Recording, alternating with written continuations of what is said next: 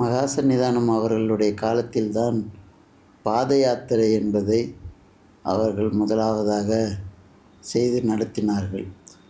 அதற்கு முன்பெல்லாம் மகா சந்நிதானங்கள் பூஜையை இங்கே கொண்டு தம்பிரானிடம் கொடுத்து செல்வார்கள். இல்லாவிட்டால் பூஜையோடு செல்வதாக இருந்தால் தம்பிரானுடைய தலையில் பூஜையை வைத்து கொண்டு இவர்கள் பல்லக்கில் இவர்ந்து செல்வார்கள். ஆனால் மகா சந்நிதானம் அவர்கள்தான் சொக்கநாத பெருமான் நடந்து போகின்ற போது நாமும் அவருக்கு தம்பிரான் ஒன்று கைலாக்கு கொடுத்து நடக்க வேண்டும் என்கின்ற முறைமையை கற்றுக் கொடுத்தார்கள்.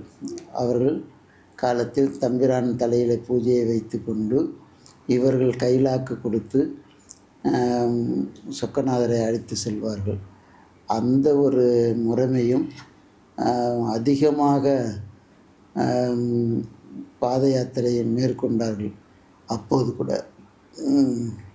காஞ்சி சங்கராச்சாரியார் பெரியவர் அவர்களிடம் போய் பலரும் இது மாதிரி பாத யாத்திரையாக தருமபுர ஆதீனம் தொடங்கியிருக்கிறார்களே என்று கேட்டபோது அவர்கள் சொன்னார்கள், இதை ஒரு 20 வருடத்திற்கு முன்பாக அவர் செய்திருந்தால் தமிழ்நாட்டில் ஆத்திகம் மட்டுமே பரவி இருக்கும் என்று சொன்னாராம். அப்படி இவர்கள் மீது அவர்கள் கொண்டிருந்த ஒரு நம்பிக்கை, அதாவது நம்முடைய சமயம் எப்படியெல்லாம் பரப்ப வேண்டும். நாயன்மார்கள் வீதிகளிலே தலங்கள் தோறும் நடந்து சென்று தான் பணி செய்திருக்கிறார்கள். அதே போன்று நாமும் அந்த பாத யாத்திரையாக சென்று ஒவ்வொரு 10 கிலோமீட்டர் அல்லது 15 கிலோமீட்டரில் அடுத்த ஊரில் கோயில்களில் தான் தங்குவார்கள், கேணிகளில் தான் குளிப்பார்கள். அதிலெல்லாம் எந்த விதமான சமாதானமும் அவர்கள் செய்து கொள்வதில்லை.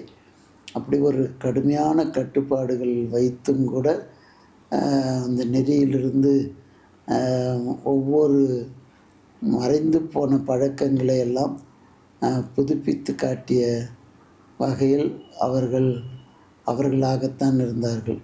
ஏனென்றால் இன்றைக்கு பாத யாத்திரையாக பலரும் போவார்கள், ஊர் எல்லையில் இறங்கி நடப்பார்கள். ஆனால் மகா சந்நிதானம் அப்படி அந்த வேஷமே போடுவதில்லை.